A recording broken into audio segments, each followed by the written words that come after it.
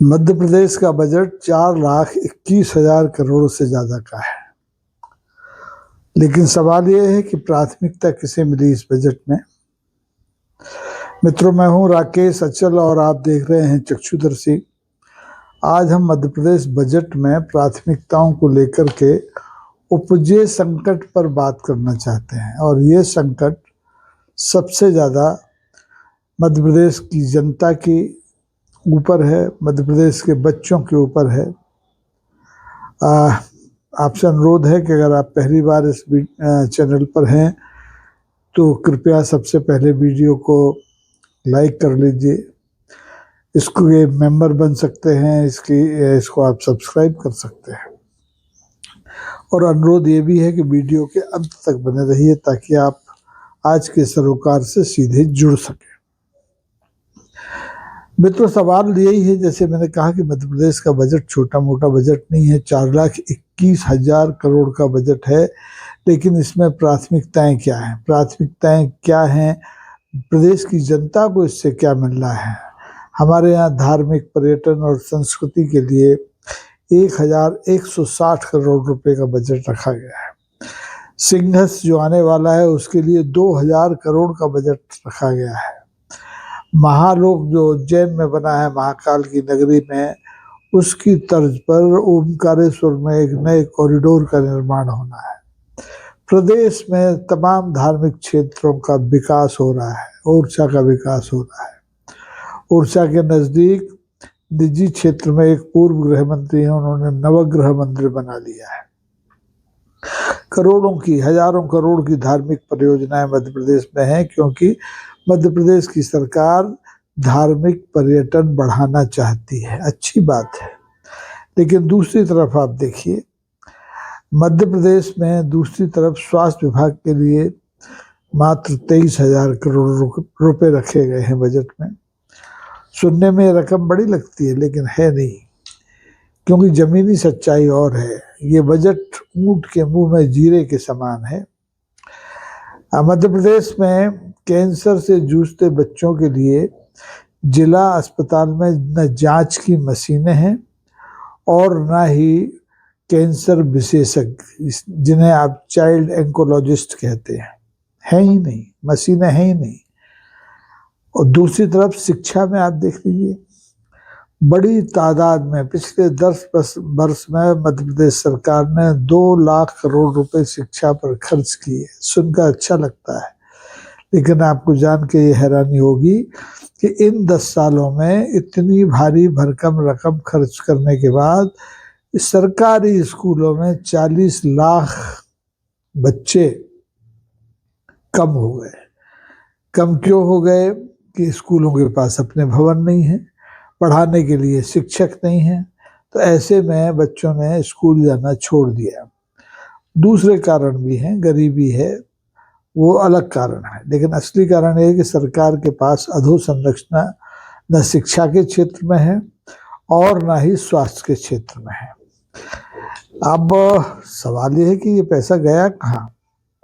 और इतना पैसा गया, फिर भी जनता का भरोसा सरकारी सिस्टम में नहीं है, न शिक्षा के क्षेत्र में, न स्वास्थ्य के क्षेत्र में। जबकि माननीय प्रधानमंत्री कहते हैं कि इस देश की नई करेंसी भरोसा है, और यहाँ भरोसा मध्य प्रदेश में लगातार सरकार के प्रति कम हो रहा है। आपने आज के अखबार मध्य प्रदेश के देखे होंगे।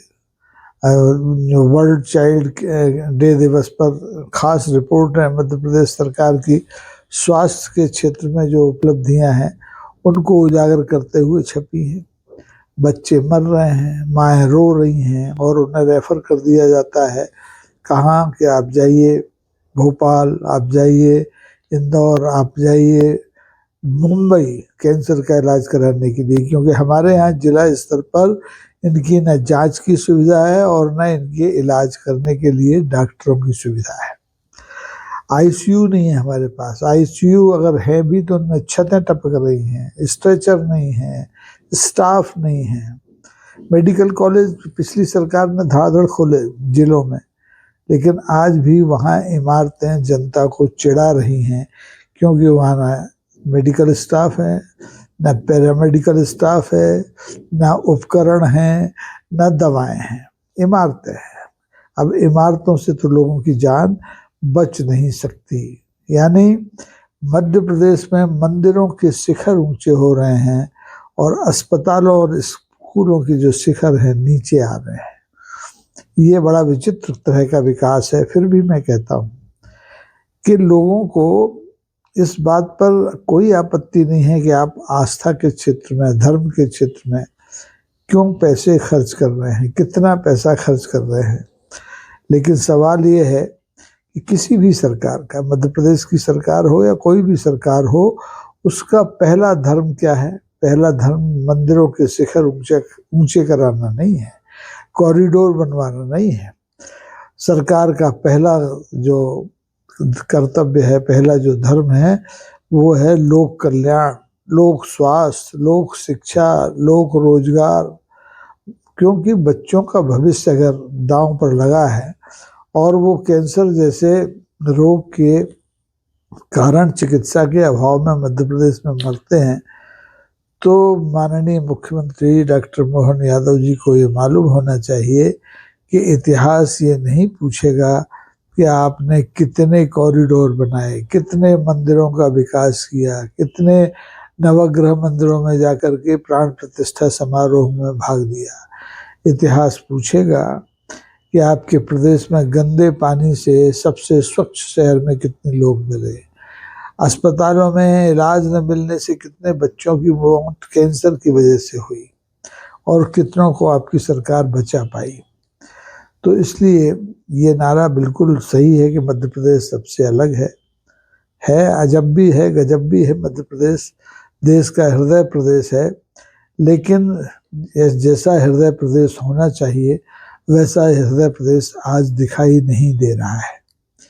यहाँ धार्मिक परियोजनाएं तेजी से विकसित हो रही हैं, नए मंदिर बन रहे हैं, नए कॉरिडोर बन रहे हैं, लेकिन नए स्कूल और नए अस्पताल नहीं बन रहे हैं, बल्कि जो पुराने हैं वो तेजी से बंद हो रहे हैं। तो ये अधोगामी विकास है। ये विकास फाइलों में अटका है, मैदान में नहीं है। इस सब का फैसला कौन करेगा? प्रदेश की जनता करेगी, प्रदेश की सरकार करेगी, प्रदेश के जनप्रतिनिधि करेंगे। आखिर सवाल सरकार से पूछा जाना चाहिए, पूछा जाएगा कि आप एक तरफ धार्मिक स्थलों को मजबूत कर रहे हैं, कॉरिडोर्स बना रहे हैं, उनके लिए पैसों की कमी नहीं आने दे रहे हैं, और दूसरी तरफ आपके प्रदेश में जो प्राथमिक चिकित्सालय हैं, जो ब्लॉक चिकित्सालय हैं, जो जिला चिकित्सालय हैं, उनमें ना बैठने की जगह है, उनमें ना स्टाफ है, उनमें ना डॉक्टर है, ना पैरामेडिकल स्टाफ है, यहाँ तक कि स्ट्रेचर नहीं है। अभी मध्य प्रदेश के ग्वालियर शहर में 1000 बिस्तर का अस्पताल बना, उसका आईसीयू रोज टपक रहा है, उसकी लिफ्टें महीनों बंद पड़ी रहती हैं, कोई देखने वाला नहीं। आपका मध्य प्रदेश का सबसे बड़ा शहर इंदौर है, वहाँ के सरकारी अस्पताल में चूहे मरीजों को खा रहे हैं, नवजात शिशु को खा रहे हैं, लेकिन आपकी सरकार कोई जिम्मेदारी लेने के लिए तैयार नहीं है। तो फैसला जनता निश्चित तौर पर करेगी और वो पूछेगी भी आपसे कि विकास का अर्थ क्या है। मैं राकेश अचल अकेला आपसे सवाल नहीं कर रहा हूँ, ये सवाल प्रदेश की जनता का सवाल है, प्रदेश की जनता से जुड़े हुए सवाल है। और आप चूंकि चक्षुदर्शी के दर्शक हैं, नियमित दर्शक हैं, तो आपकी भी ये ड्यूटी बनती है कि आप कमेंट बॉक्स में आए, सरकार से सवाल करें, जनता के स्वास्थ्य को लेकर के पूछें, अस्पतालों में स्टाफ क्यों नहीं है, कैंसर चिकित्सा की जांच के इंतजाम क्यों नहीं है, और दूसरी तरफ मंदिरों में कॉरिडोर बनाने के लिए आपके पास पैसों की कोई कमी नहीं है।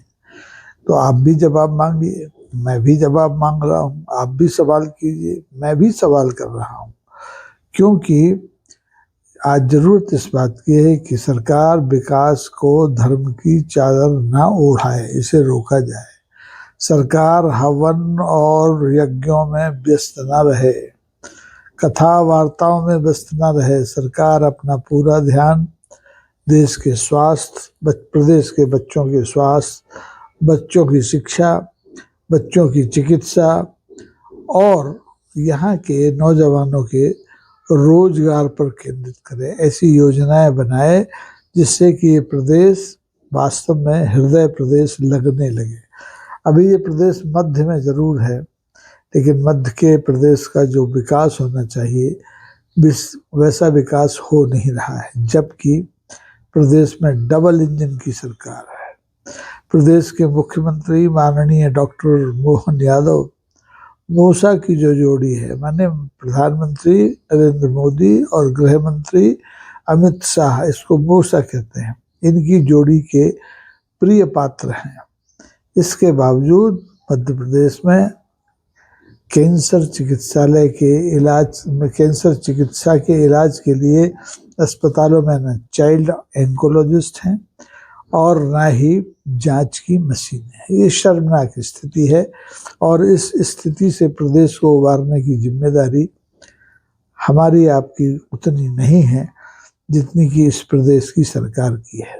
दुर्भाग्य ये है कि इस प्रदेश में जो विपक्ष है वो भी जनता के इन सवालों को मुस्तैदी के साथ सरकार से पूछ नहीं रहा है।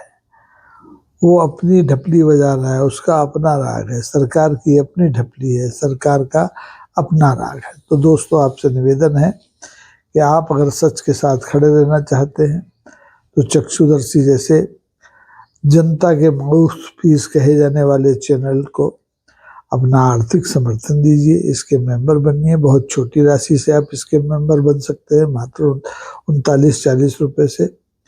आप इसको सुपर थैंक्स, सुपर चैट और सुपर स्टिकर के जरिए भी आर्थिक मदद कर सकते हैं, छोटी से छोटी 10 रुपए से लेकर के और जितनी आप करना चाहें, 100, 50, 20, क्योंकि आपकी इन छोटी छोटी मददों से ही ये चक्षुदर्शी है ये निरंतरता को प्राप्त कर सकता है। आज के लिए बस इतना ही। आपसे अनुरोध है कि चक्षुदर्शी देखते रहिए। वीडियो अच्छा लगे तो मित्रों तक, मित्रों के समूहों तक इसे शेयर कीजिए ताकि ज़्यादा से ज़्यादा लोग इस विमर्श का हिस्सा बन सके। आज के लिए बस इतना ही। बहुत बहुत धन्यवाद। नमस्कार। जय हिंद।